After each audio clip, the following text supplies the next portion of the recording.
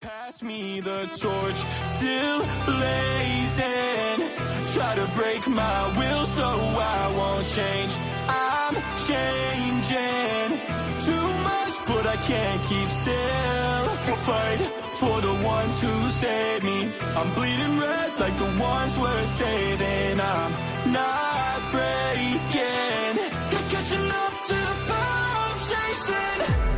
Burn your tree to the ground. May chaos take the world. May chaos take the world. I'm a fight risk, tell me if you notice. Cause I might get blurry when the night gets long. 80 hours up, out of focus. Top of this thorn in my side, I'm so gone. See me fly but never like to see me jet lagged. Hear the whisper on the wind, we're all alone. Bad fire on my back like a jetpack. Cause I don't wanna see the ash before it snows. Let me unravel. My arms are shattered, but I can't lose this battle. It's all I am. Pass me the torch, still blazing. Try to break my will so I won't change. I'm changing too much, but I can't keep still. Fight for the ones who save me. I'm bleeding red like the ones we're saving. I'm not breaking. Catching up to the power I'm chasing. Fight the pain in the back of my eyes. They're fixed on the far-off horizon. And if I'm gonna go up in flames, then at least I'll still be rising. I can't stop.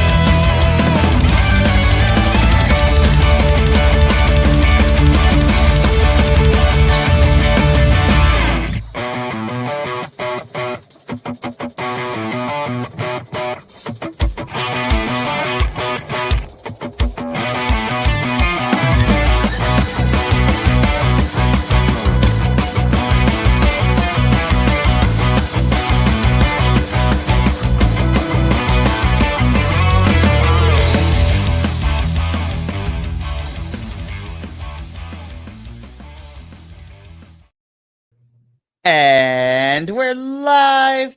Hello to all you BC WrestlePod and nerds out there, and welcome to another rendition of NXTilosos, the most stylish NXT review out there on the internet right now. I am one of your hosts, Mikey El Jefe of BC WrestlePod, and joined with me, as always, is my cohort, my tag team partner in this, Mr. Macho Rodriguez. I am so happy to have you back again. We were off for a week because of craziness last week, but man, NXT is good this week. Yeah, we were off. I mean, obviously, last week was a tough week, but we are back into the fold. And even though the country failed women last week, NXT propped them up last night. Yeah, that is definitely an understatement because just as a spoiler alert, this week was very women-centric in terms of everything that we got going. And dare I say, they might be fixing some of the issues that I had with certain stories going on, which we'll talk about when we get there. Absolutely. I mean, watching this show, I was like, oh my God, I had to give this a Dumbledore clap. I was like, yes, this is just beautiful. I had to give them that clap because it was just such a great show. Oh, it absolutely was. And speaking of which, we could just jump straight into it because we kicked off with a very fun women's tag team match to open up the episode. Like, listen, So, spoiler alert, the first match that opened the show was Stephanie Vicker and Julia taking on the team of Lash Legend and Jakara Jackson, aka the Metaphor Girls.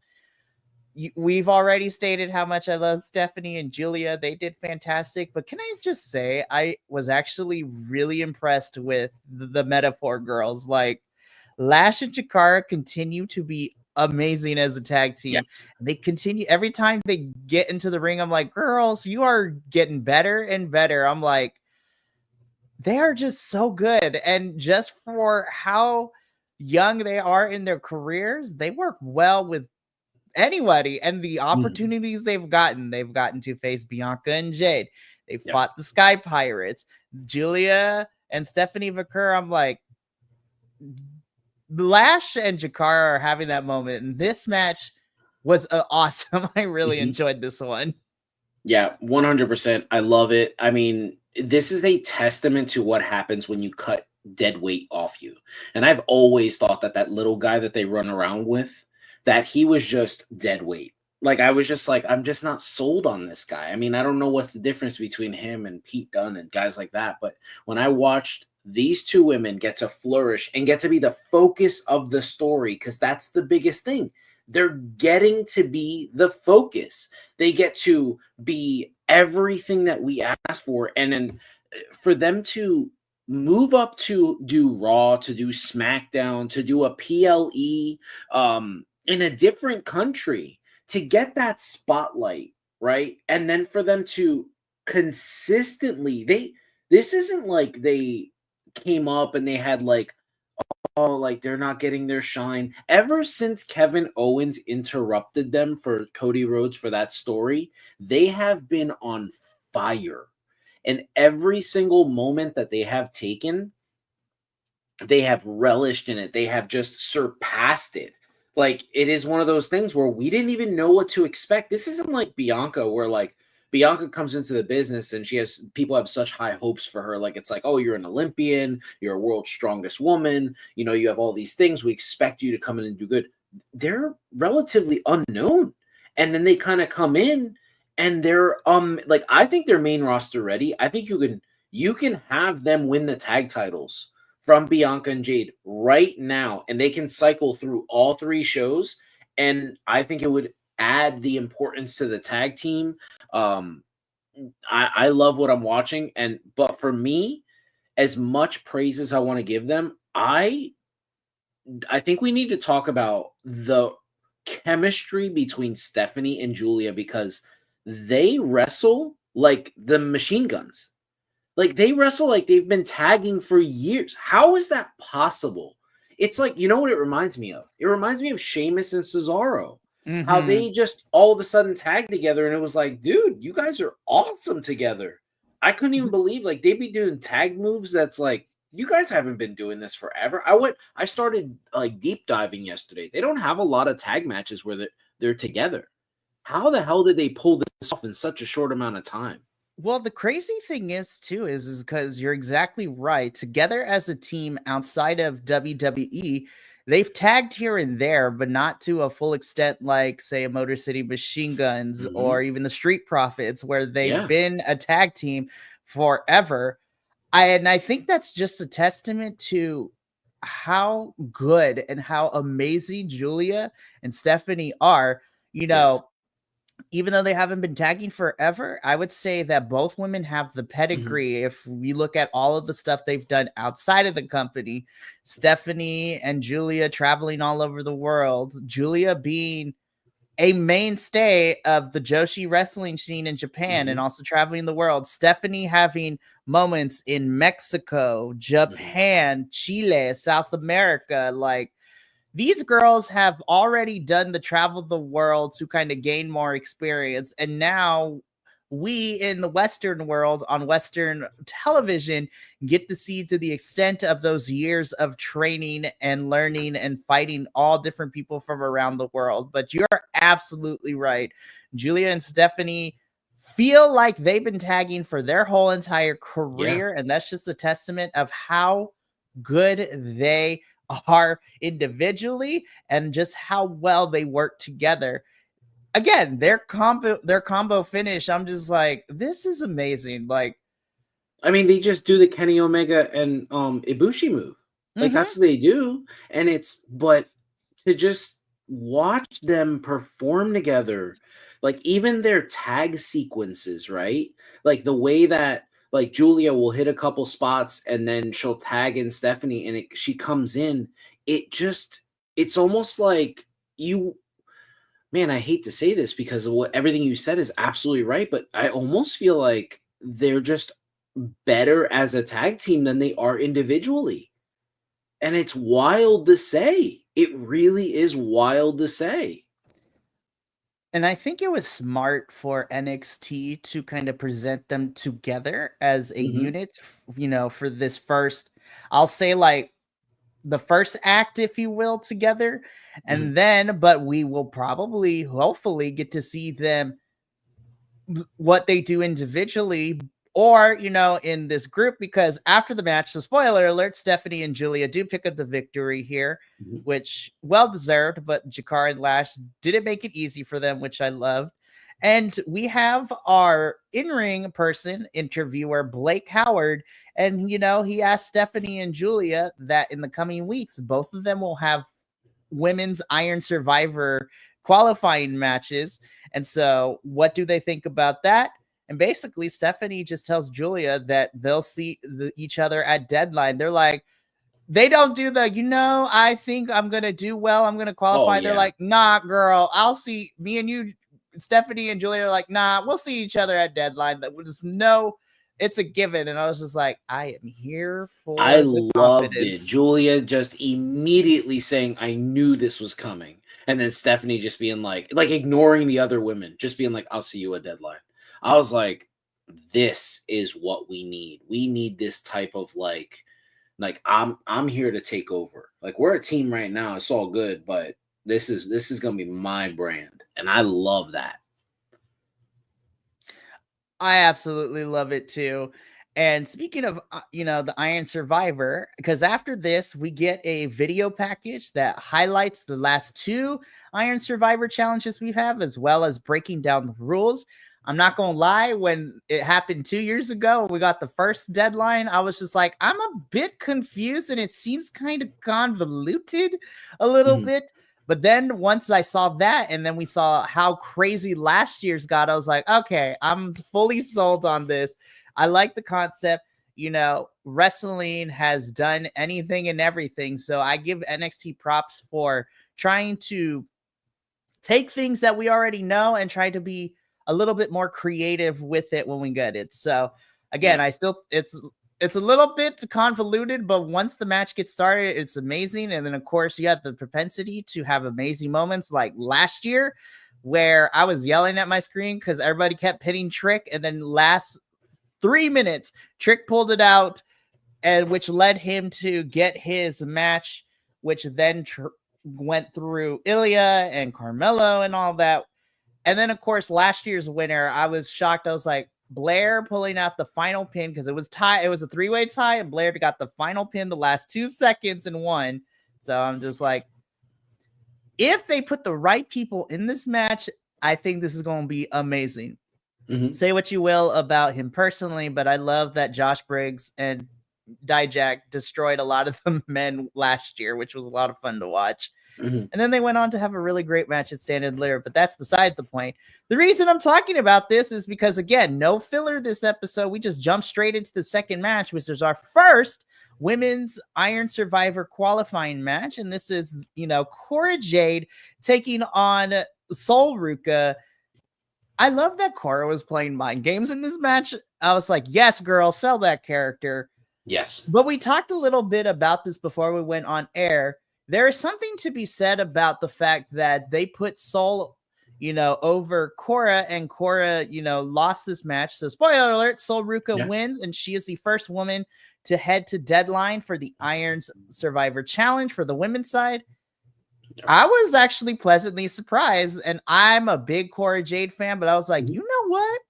I'm not mad at this decision. I'm also a big Sol Ruka fan. I was like, there's something to be said of, how much they are putting behind Sol, but how much they put in Cora And Cora's okay with putting over another person, which is crazy to think. Like, wow, wrestlers putting over each other? Who knew?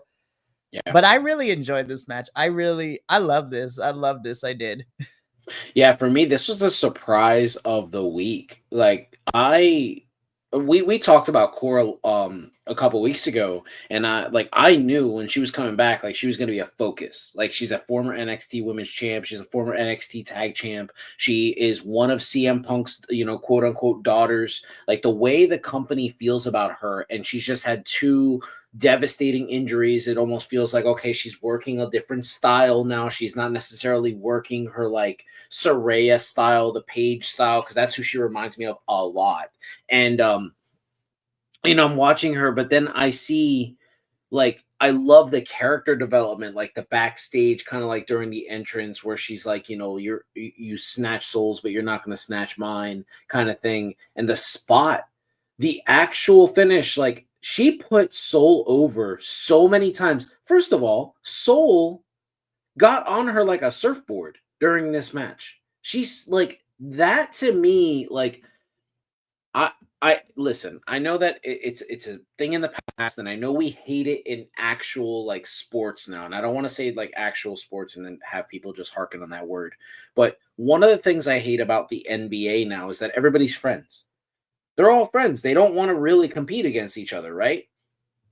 In professional wrestling, finding out that these people are so supportive and they love each other, like we heard Punk during the one interview, his most recent interview, talk about, it's such a different mindset.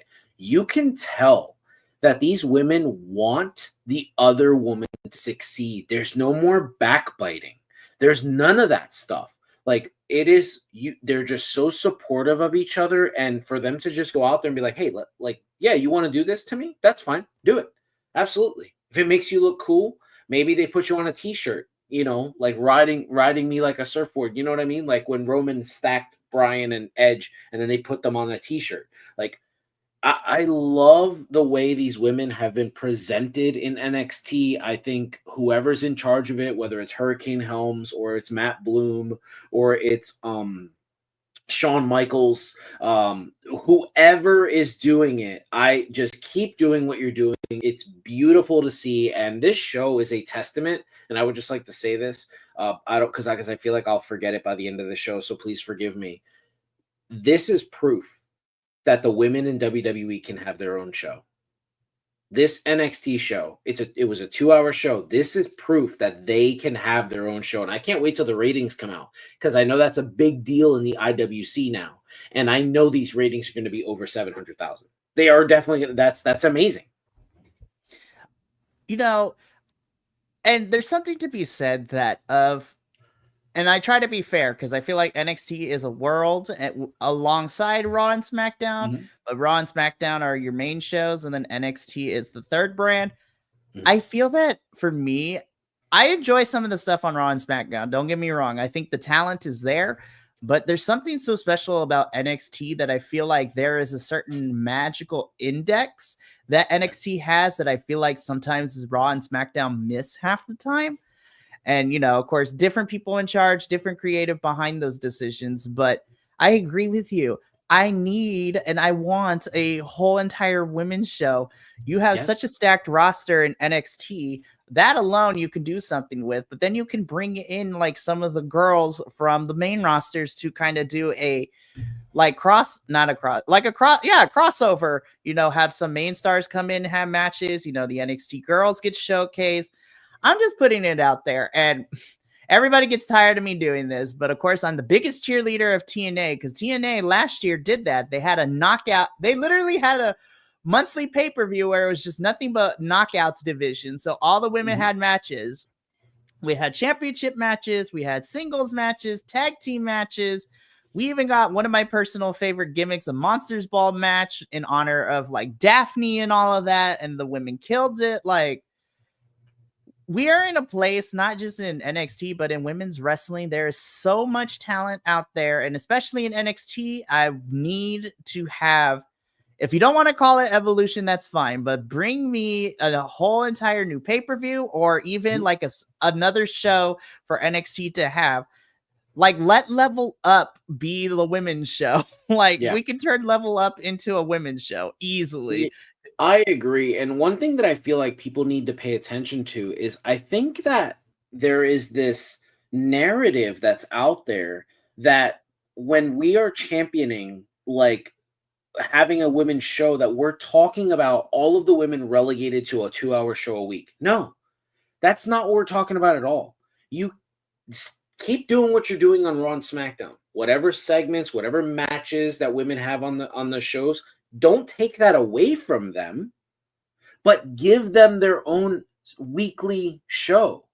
You know what I mean? Like, this is the way for us to see the underutilized talent. This is the way for us to see things like a Candice LeRae work a Bailey, like, you know, like we just got, or to see maybe like Bailey goes back to NXT and then works like one of the younger women, like right. You know, I mean, can you imagine Bailey and Sol Roca just going one-on-one just for shits and giggles? Like, we had these moments back in the day.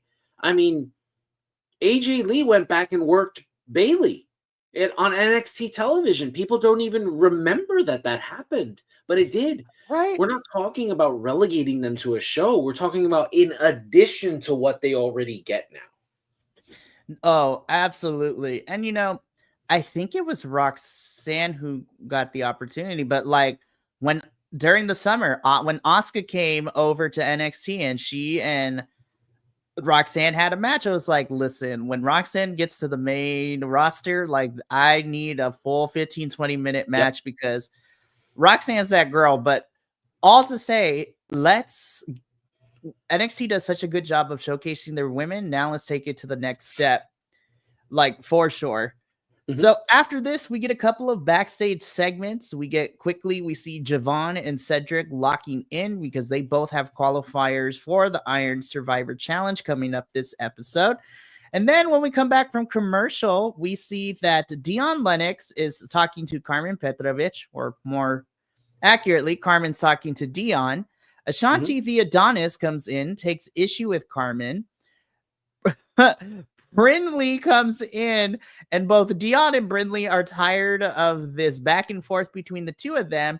And so Brindley brings up the fact, hey, the best way to settle scores here is to wrestle. So if you two have issues with each other, Brindley suggests, why don't you team up and take on me and Dion next week in a mixed tag team match? And I'm like, now hold on, NXT mixed tag. That's the other thing. And I'm going to go on a little bit of a tangent. I don't care what you say. The mixed match challenge that WWE had for the 2 years that we got it with the main roster stars competing for charity, that created some of my favorite off script, out of character moments from what we saw on the regular shows to these mixed match challenge specials. Like, of course, you know, we got Naomi and her husband teaming up, which I love. We had Miz and Asuka, which was a team I never knew that I wanted. Yep. But of course, my heart always has to be with Team Little Big of Braun Strowman and Alexa Bliss. Like that. I don't like Braun Strowman at all. I'm just like, like I love the whole monster thing, but they've ruined that guy's character. So like, I don't think there's anything they could do to fix him. So I'm just like, I don't even want to see that. Is very fair. But at that time, I really loved Alexa and Braun as a team. I was just like, it was fun for me. But of course, I believe, what was it? Charlotte was paired up with AJ Styles. Yep. And I was like, that team was amazing as well. Yeah, 100%. I was partial to Jimmy and Naomi, and I was also partial to Miz and Asuka because I felt like Miz is so underrated with his comedy. He is a brilliant straight man. And I think like in comedy, for you to be successful as like the joke, the goofy one, there needs to be a straight character for you. You know, we've seen it in Planes, Trains, and Automobiles. Like Steve Martin plays the straight man, and John Candy plays the goofy comedian. Like that's how it works. And that's how I look at them. I thought they were brilliant together. I wish we would have got more. I never knew why we stopped this. This would have been perfect. Can you imagine Damian and Rhea just running through people? Listen, Lord. And that's kind of been circulating as to why I bring this up, because with the landscape of who we have on main roster, and even throw in NXT Yeah. teams in there too. Like, I think it would be fun. Listen, if anything has shown me, Rhea and Damian running through another mixed match challenge would be amazing. You know, even though it wasn't the same thing, there is a fun factor of pairing up people you wouldn't think. Now, I know it's not the same thing, but when we got Baron and Braun together, I was like, this is going to be trash. And then it ended up being one of my favorite things. And I was just like, why were we not keeping that? Anyways, that's besides the whole point at this point. But I think this has the potential to be a start of something fun if we get more mixed tag matches in NXT, especially with who we have, because then it gives more people an opportunity to be on television, which is always a plus with me. 100%. Speaking of getting everybody on TV, we get a pre-taped segment of Ava holding a tag team court in the conference room, which is basically saying that now that Nathan and Axiom retain their titles, you know, Ava is looking for the next tag team to go up against them. So I looked at this landscape of teams and I was just like, I love all of you, but later in the show, I think we have a tag team that's about to get together when Ava is talking to a certain Josh Briggs and a certain talent from Pro Wrestling Noah, which we will talk about. Listen, for like the 5 of us that watched Noah, I was hyped, but we'll talk about it when we get to that point. But in here, we have Gallus, who I haven't seen on television in a hot minute, but I love the Coffees and Wolfgang. Love them. Of course, Hank and Tank, I'm like, y'all are just there to be the comedians. It's fine. Like, I love y'all, but let's be real. I don't think so. We have Quarter Catch Crew, which is Miles Bourne, and my personal favorites, Tavion Heights. Tavion has had such a fun year. We have Out the Mud. We have my other favorites who I need more screen time, and Tyson DuPont and Tariq Igwe. If you have not watched Level Up, please do. They are a fantastic tag team, and they are giving me crime time, but minus the stereotypical undertones, but they are just fantastic, and I love them. And then, of course, we have Stax and Luca of, the family. So Ava basically tells them she loves all their energy. The teams go back and forth with one another, and she needs the tag team division to step up, show out.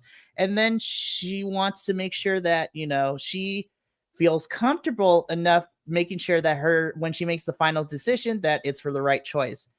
If this means that we're getting some sort of gauntlet, tournament, something, I'm like, give me more tag team matches. I am always a big fan of tag team matches. Which then leads into another fun match, and probably so far my match of the month, even though we're barely in beginning in November. This is a men's Iron Survivor Challenge, Wesley versus Cedric Alexander. Listen, I got everything I wanted. Cedric being on my television screen and Wesley going on to the Iron Survivor at Deadline. I, as the fan, won. I thought this was a fantastic match. And again, I'm biased as hell because I love both of these men, but this was my favorite match of the entire evening in terms of, this is everything I wanted that I knew these two can give me. So this was a lot of fun. I did worry when Cedric looked like he bumped his head when he did the flip out and he slipped and almost caught the back of his head on the ring apron, but glad that everything is fine. No reports about anybody getting injured. And Wes just has that aura, man. Wes has that aura. You can never make me hate him. They can never make me hate him. To me, I mean, I just want to say it's a little bittersweet for Cedric because I think he has been relegated to this station in WWE where it's his job to help put over the younger talent. And at one point, he was one of the hottest cruiserweights in the biz. And now, he's just kind of like, I'm here to help these guys, the next group, and it's like, man, we didn't get enough time with Cedric, on an upper tier level. Wes, I mean, when was the last time he had a bad match? That's the best way to put it. Right now, he's just putting out banger after banger after banger. He's doing amazing. Definitely enjoyed this match.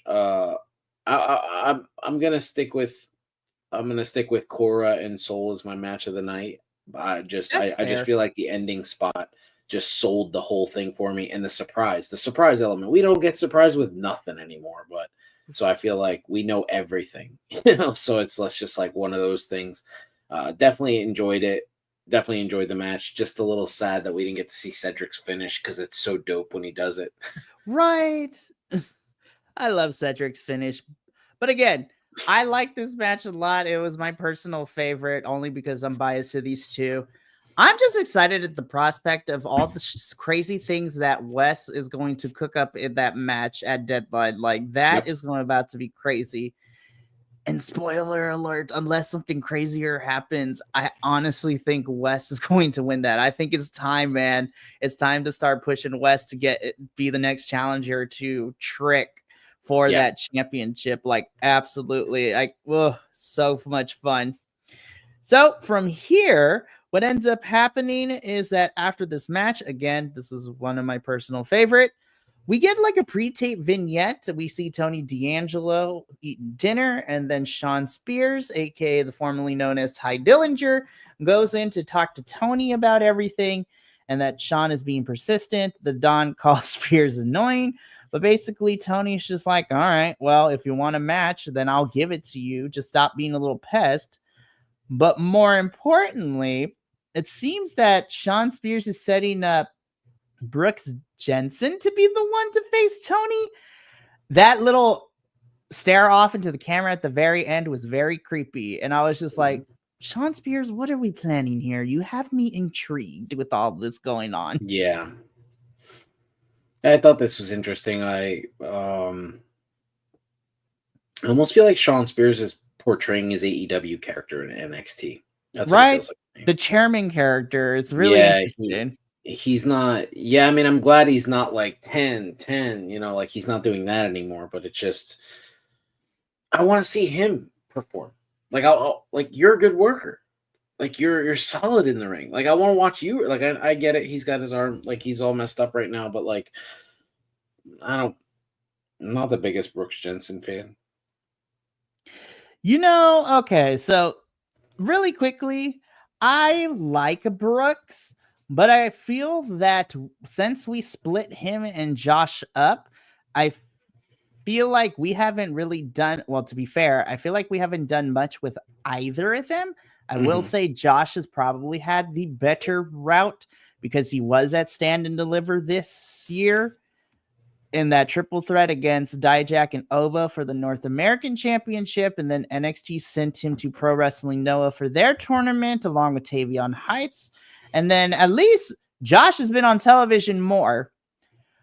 However, Brooks, like we had Brooks, it started out like, I don't know what was going on. He turned into like this crazy fan character who's getting thrown out by security for some reason, even though he's a paid talent. Then he was let back in. Then he's paired up with Sean Spears. It's been a weird trajectory for Brooks. So not much has been done with him. I am interested to see because it seems that Sean and Brooks are going to probably be hanging around Tony for the foreseeable future as the next feud. But, we'll see what happens with all of that. Byron Saxton is backstage with Kalani Jordan. Kalani is ready to get her championship back. She don't care who she has to fight. Jasmine Nixon, JC Jane come in saying that Kalani is about to suffer the same fate as she did at Halloween Havoc. And at this moment, I totally knew. I was like, the numbers game is going to be too much for Kalani. There is no way she is winning this one, which hurts my little heart because I love her so much. Okay. So Trick Williams, Whoop That Trick, comes down to the ring, begins cutting a promo, and he's addressing what went down at last week's show with Ridge Holland pinning him and losing to All You Go Ethan Page and Ridge in that tag team match. But before Trick, because Trick wants to call Ridge out, but instead Andre Chase comes out. Andre Chase, apologizes for the interruption, makes his case that, he wants to get a shot at the title. Trick supports that. Ridge comes out. tells Trick and Andre that, he pinned the champion last week, so he should be the one to get the title shot at Deadline. And he's not wrong. Anyways, all this to say is that they go back and forth, which Trick Williams lays down the challenge that next week for NXT, Ridge and Chase U will have a number 1 contenders match. Winner goes to face Trick at Deadline. But Andre Chase also throws in the adage that if Andre loses, Chase U will be no more. NXT, if you are smart, you will have Andre lose because it is a more compelling story than if he wins. I don't know if they're going to pull the trigger, though. Yeah, I mean, I thought we were done with this. I thought we were done with this at Halloween Havoc too. Ridge won that match, and the ambulance match. I thought we were moving on. I guess not. This is odd. This is an ambulance match is the same as a last man standing. It's the same as a ladder match. It's the same as a Hell in a Cell. It's supposed to be a blow off. Yeah, it's done. It's over. To have this happen, and Ridge, who's getting increasingly better on the mic. Get his shot because he pinned, the champ, and it looks good. And then, you have Jack Skellington come down to the ring and just like, I don't know. It's just so weird. I can't, every time I see him, I'm like, who let Tom Green on my screen? This is so, every single time I see him, I'm just like, Daddy, would you like some sausage?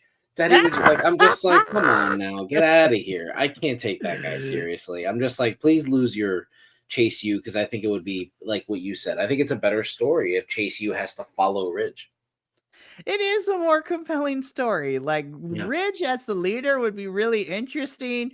You could tell the story that Duke and Riley aren't behind it, but Thea will slowly become the one who fully supports it. And I'm like, give me that Thea, give me Dark Thea Hale. That's what I want to see. Yes. Give me the Phoenix version of Thea Hale. I am so here for this. But yeah, look, I know Chase U is a big thing NXT use, but NXT, pull that trigger, let it be under Ridge's control, because it is a more compelling story than if Andre Chase wins. Yeah. So from here, after all this is done, we get our next match, which is another women's match. This is, I guess you call it a grudge match, but this is Nikita Lyons versus Adriana Rizzo. Nikita attacked Adriana not too long ago, and now Adriana wants revenge, so she and Nikita square up. It went exactly as I thought it was going to be. Nikita Lyons does pick up the victory, but Adriana Rizzo still looks the best out at the end of this, because after the match, she attacks Nikita with a crowbar and lays her out. And I'm like, this is my one curse word for the episode, but Adriana Rizzo with that crowbar, I'm like, you just had a bad bitch moment. That is exactly what it was. I was like, you lost the match, but you are standing tall at the end of it, and that is all that matters. Yeah, this, I don't know if this was supposed to help Nikita. It did not. Adriana looks way better. She looks like, she looks as good as Tony looks every time. She just looks like you're not going to get away with it. You might have won the battle, but I just won the war. It's just kind of one of those things. So good for her. Good for her. Right. Oh, I'm looking at my notes, and before this match, I forgot to talk about one thing, so I'll just backtrack a little bit, because after the whole Andre and Ridge and Trick segment in the ring, backstage is when Josh Briggs introduces, Pro Wrestling Noah talent, Yoshiki Inamura. I am telling you, I think if they don't push Yoshiki as a singles talent, I think he might be pairing with Josh, and I think that's the other tag team that might be in the surprise, which I would love to see. But then I know people are divisive on him, but after those two leave, Eddie Thorpe kind of cuts into the scene and wants something to do. And I am inclined to be a Eddie Thorpe supporter here, because I love him. And also, too, I think it's important. I was like, he is the only Native American talent that you got right now. He was doing something with Dijak, towards the tail end of last year. He got injured, came back, and we haven't really seen Eddie. I mean, Eddie had that weird feud with Lexus not too long ago, and that was a weird thing. Yeah. But Ava says that Eddie is going to have an Iron Survivor Challenge qualifying match. And as soon as I heard that, I screamed at my television, NXT, let's give Eddie something to do. Let him win this match and go to a pay-per-view. He has not been on a pay-per-view since being a part of NXT, and I think now is the time to start putting him on television and putting him on a pay-per-view. It's long overdue in my opinion. But then again, I'm biased because I'm a big Eddie Thorpe fan.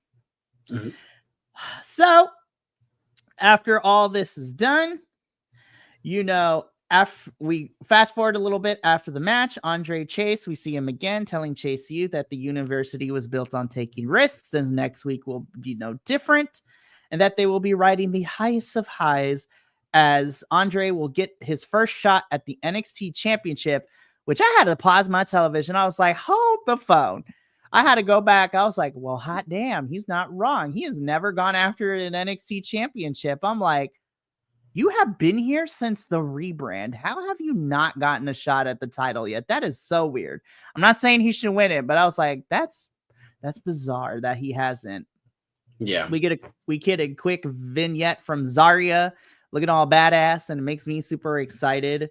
And she talked. And I will. And, for some reason, I forgot to put this in the correct order, but that Jada Parker spot, she's like, I don't care who it is. It's like Soul and whatever 3 little girls in that ring I'm about to bring in. I was like, Shawn Michaels, you better put Jada Parker in that match. Like, Jada Parker needs to be in that match because I think she's amazing and she's ready. But speaking of Iron Survivor challenges, we get our second men's qualifying match. Javon Evans versus Lexus King. I'm just like, in a weird way, as much as Lexus is growing on me, I was like, anytime I get to see him get beat up is always a fun time. Which, of course, Mr. Bouncy himself, Javon Evans. This went exactly the way that it needed to and should have. Javon wins via pinfall, and he is moving on to the Iron Survivor Challenge. Listen, we have Wes and we have Javon. Those two alone we're about to see some Kofi Kingston level of craziness of them flying off of everything.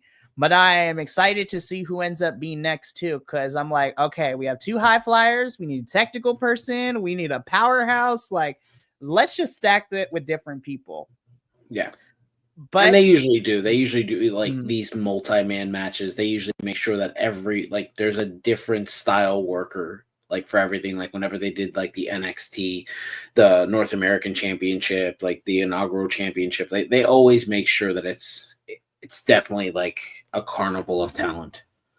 Oh, absolutely. However, not all is well in the land of NXT, because backstage, Axiom is kind of upset at Nathan Frazier that Nathan is going to be in a qualifying match for the Iron Survivor Challenge. And he did it behind Axiom's back. I was just like, NXT, I've said this before, and I will continue to say this. Either keep them together or break them up. Like, continuing to tease this will they, won't they is getting on my last nerve.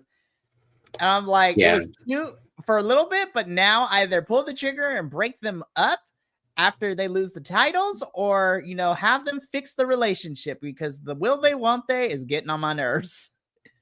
Yeah, I think that's where we're headed. They better. I love Axiom and Nathan. They have been a fantastic tag team, and they've been really fun tag team champs, but it's either break them up or have them continue to be a tag team. You got to pick a side, NXT. We get a kind of mini confrontation between the family and OTM, which is probably going to set up a match between them and whatever Ava has planned for this tag team division. We get the bumpers for next week, in which that we have more men's and women's Iron Survivor qualifying matches, which is going to be fun. And then we get into our main event of the evening, which I am happy to state is a women's match, which I'd love to see, and is a women's championship match, no less, because in the main event, we have Fallon Henley of Fatal Influence defending her, which is weird to say still, women's North American Championship against the former champ Kalani Jordan. This main event was really fun. I love this main event. Kalani's fantastic, but I need to give flowers to Fallon, because I feel like she never really gets talked about in terms of because Fallon has been here since the beginning of the rebrand of NXT. Like, she has been here from the jump, and this is her first real singles championships that she's gotten. And I'm like, Fallon Henley, you get flowers from me because you are so good. You have improved a lot. And at first, I wasn't sure how I felt about her being a heel, but I'm like, she's coming into her own. She's getting more comfortable. And this match itself was really good. Like I previously stated, when Kalani Jordan says she don't care who she has to fight, I was like, it was at this point I knew the numbers game was going to catch up to Kalani. And unfortunately, or fortunately, however you want to view it, Kalani could not keep up with the numbers game because Jasmine and JC made themselves known, causing the distraction, which allowed Fallon to swoop in for the victory. Your winner and still NXT Women's North American Champion is Fallon Henley. I really enjoyed this match. This is a fun main event. Yeah, it was really good. You could tell like Kalani did everything in her power. Like they played this story really well. She was trying so much to get that title back. She was doing everything she could. Loved it. I thought it was a really solid ending of the show. And then I didn't even mind what happens after the match. Like, I didn't even mind that because I was just like, okay, this was a woman-centric show. And if you wanted to get, if you wanted to prop up a different division, it works really well too. So I thought overall it was really good. Oh, absolutely. And then, of course, after the match is over, the last thing that we see to end this week's NXT was, the entire tag team division getting into a massive brawl as the show goes off the air. And I didn't mind that. It didn't take away from Kalani and Fallon's match. And it was only like 10 seconds to end the show, which, of course, we're probably going to get that addressed this upcoming week, which makes me excited. But Macho, that brings us to the end of this week's NXT. I'm like, man, it was such a beautiful thing to watch this week. It didn't feel like a chore. Like sometimes, so just a little peek behind the curtain for me personally, because I can't speak for the rest of my co-hosts. Well, Macho too, because he watches a lot of wrestling, but really does this review. We watch a lot of wrestling. And so sometimes when I'm watching a show, I'm like, this is such a drag, but I have to watch it because I need to do my due diligence as a wrestling reviewer. I didn't feel like that did not occur to me this week for NXT. I was like, it flowed very well. Yep. Like by the end of it, I was like, it's already 2 hours, man. That didn't feel like it. And I was kind of bummed that it wasn't more. I was like, no, give me a little bit more. Give me one more match. Like I got another 30 minutes to spare. But that was a testament of how good the show was organized and paced. The women carried the show. The men's matches were fun. A lot of women's segments and matches, which was fantastic as well. And it's crazy that NXT week after week continues to be the show where, if you break it down percentage-wise, that NXT has the highest percentage of women's wrestling and segments throughout any, company, including main roster and other competitors elsewhere. But agreed. This was a fantastic show. So I guess we get into our ratings. I give this a high, 8.5 out of 10 for me. I thought this was an easy show to watch, and it definitely earned its B+ rating that I gave it on the social medias. Check that out, by the way. But yeah, this was a really good show. And to capitalize everything, because we weren't here last week, to take that momentum from the incredible show we got last week and carrying it into this week, which is where we officially begin the road to Deadline. Yeah, I give this a solid 8.5 out of 10. Macho, give us your rating and your final thoughts about this week's NXT. Yeah, I agree. 8.5 out of 10. I feel like the only low point for me was the convoluted promo between Trick, Chase, and Ridge. I felt like that was the worst moment of tonight. And I think if the worst moment of a wrestling show is a 5-minute in-ring talking segment, I think that it's a brilliant show. It was very women-centric. I love it. I think NXT has done a brilliant job of propping up women the way they do. They are presenting new stars. They're doing they're doing right by these stars. I feel like to start the show off the way they did, when was the last time we had a tag match with a women's tag match followed by a singles women's match? It was so well done. There were 4 women's matches on this card. this is everything we've asked for and more. So I give it an 8.5. 8.5 out of 10. Absolutely. Yeah, this was an easy watch, and so unfortunately, that does bring us to the end of this week's NXTilosos review. But that's okay, because we will be back next Wednesday to cover another exciting episode, hopefully, of NXT. And I am even more excited because starting next week, now that the world of theater is, or at least for this show, is coming to a close for a certain someone, we will be going from a duo to a full-on trio starting next week. So if you checked out our show a couple of weeks ago, you know we had one of our other BC WrestlePod hosts, Will, who also is one of my CMLL and TNA compatriots, guest on NXT to review the show.